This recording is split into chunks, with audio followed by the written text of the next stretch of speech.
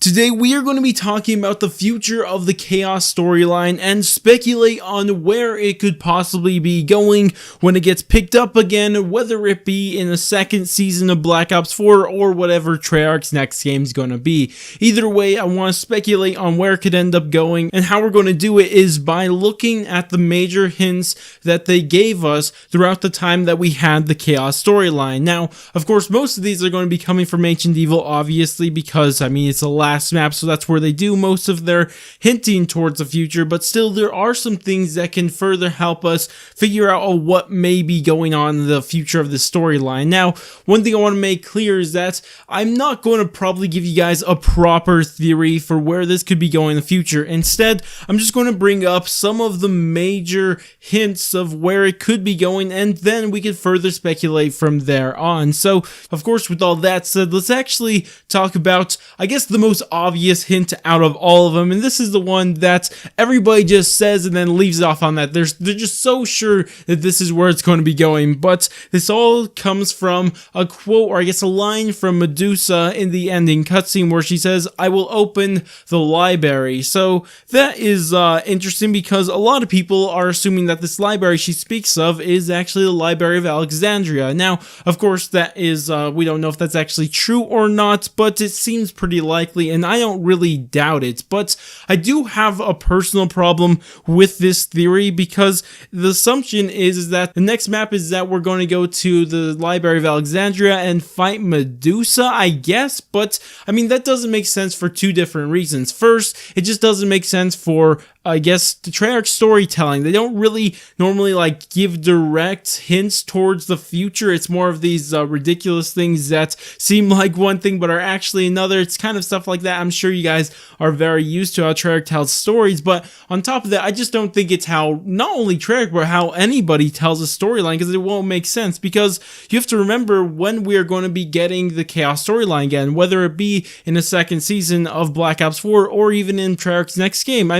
It doesn't make sense how we would go straight to the Library of Alexandria in our next map, because you would imagine there's still a season after that. Are we going straight to the Library of Alexandria and fighting Medusa right away? Or what's going on? Are we going to barely miss her, maybe fail at fighting her, something like that? I'm not sure. All that's possible, but to me personally, I don't think that we're going to go after Medusa right away, just because of the season they have to build in the next season of the Chaos storyline, because it just doesn't make sense to go fight the big bad right away. It doesn't make that much sense, at least to me personally, unless they don't see Medusa as the main big bad, and that's still the occult. But I'm just not entirely sure. It could entirely be possible that we go to the Library of Alexandria and we fight Medusa and defeat her, or maybe we lose to her, or whatever may happen. This is all possible, but to me personally, I'm not too sure it's going to happen, because I see Medusa as the big bad of this story, and I just can't imagine we'd have another run-in with her so soon. I just don't see it in the next map. I do think that we will eventually see it. I just don't see the Library of Alexandria as the next map. But of course, that's just the main one that I want to get out of the way, because everybody loves talking about that one. Another hint towards where the storyline could be going is obviously Medusa herself. And of course, the last one I talked about was kind of a mixture of the Library of Alexandria and Medusa, because the idea is that we're going to be chasing Medusa, because we have multiple reasons to go after Medusa, and this kind of builds into two hints in one, because we don't really have a reason to fight Medusa until you remember that, yeah, she probably took Alistair, and we're probably still going to be trying to get Scarlet's father, of course, that being Alistair, and we're probably going to chase them, because she did turn him into the stone, and of course in the ending cutscene we did see him kind of phase out, and we're assuming Medusa took him with her. So that could be the case, and it seems like the case, but at the same time maybe that was nothing to do with Medusa, that was just a Chaos or something like that. But either way, it is something that may be a possibility of what we could be doing, just chasing after Medusa or something like that. I'm not sure if that's actually going to be the case. I imagine something along the line of us trying to go and defeat Medusa, but I'm not exactly sure how to go about doing it. I don't know if it's going to be because we just see that as Medusa as this great threat and we have to stop her, or we're still going to be trying to get Alistair Rhodes back. Either way, I imagine something along the lines of us chasing Medusa is going to happen, but it's going to be a slower fight to get her. This actually brings me into our original bad of the story, because we've been talking about Medusa ever since the ending of course, Ancient Evil came out, that she's the new big bad. But we have to remember, I mean, we already had a big bad for most of the maps inside the Chaos storyline until this one. I mean, Medusa, yeah, she was technically there in 9. We heard her voice in the intro, and of course some of the scrolls inside the map end. I mean, she had a presence, but I mean, you know who kind of had a bit of a larger presence until now? It was the occult. I mean, what's going on with the occult? I mean, are they the bad guys? Are they the good guys? Are they just trying to fight against Medusa and they were trying to stop us the entire time? I'm not exactly sure what exactly the occult are, and I actually want to say this for a future video, because we do know that the occult had access to Delphi for thousands of years, but they never freed Medusa, yet our characters did. So it makes you question if the occult are even the villains of this storyline, and it just is something that we should keep in mind, because I just don't know what they're going to be doing with them in the future, because they've been giving off this, I guess, this menacing presence, but they never actually did anything that was really that evil. Of course, there's some things that you would like to see them do without, but of course, most of the time, they're just not doing anything that bad. I can't say anything that you could definitely tell that they're evil. Of course, there is the one thing that they were using, of course, hundreds of gladiators or slaves to try to defeat the or complete the Sentinel trial that we saw inside 9, but I mean,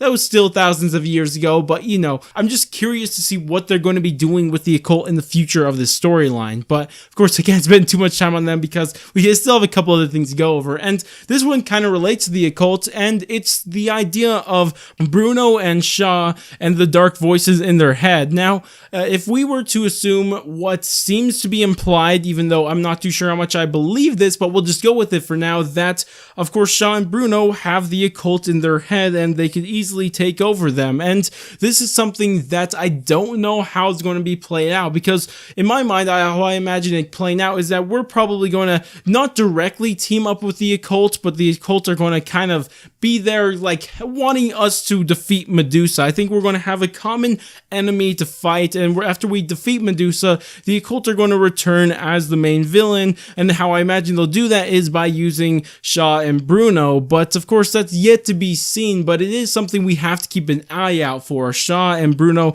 seem very suspicious, to say the very least. And of course, I want to talk about probably one of the last major things that was really important that they left us off on with this storyline, and that's the idea that Scarlet is something more than a human, maybe even a god or a demigod. So we're not sure how that's going to play out, and I can't really imagine how this is going to have an effect on the storyline. That's why I waited so long to say it, because I just don't know what this could do. I mean, if she finds out she's a god or something like that, then what happens next?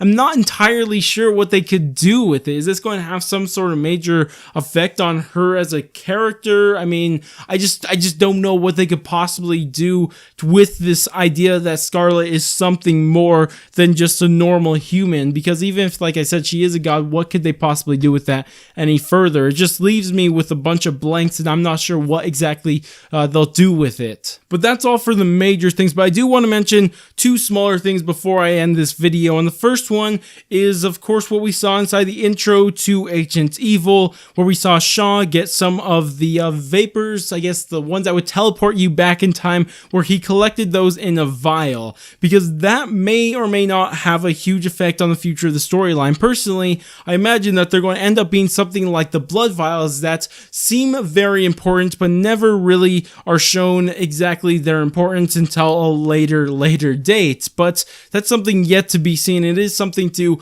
keep an eye out for, because these vapors may be something more than what we are giving them, at least at this current moment. And the final thing I want to leave off on, and the reason I would leave off on this one, is because I've actually made a separate video talking about this in greater depth, but this is about Diego, and Diego seems to be some sort of has some sort of importance to this storyline, and it mainly has to do with his family. But again, like I said, said, I'm not going to go into too much depth because I've already made a video on this. It'll be on screen right now if you guys want to check it out. But it is something about his family and his connection to the Sentinel trials, because his family had been passing down the medallion that activates the Odin Sentinel trial for generations. And this, of course, leads you to believe that Diego's family has some sort of importance and connection to all of what's going down here. And that's maybe something that's going to be important in the future of this storyline. In fact, I'm pretty sure of it. But that's all I want to say with this. And again, if you want to hear more about the Diego stuff, that I made an entirely different video. But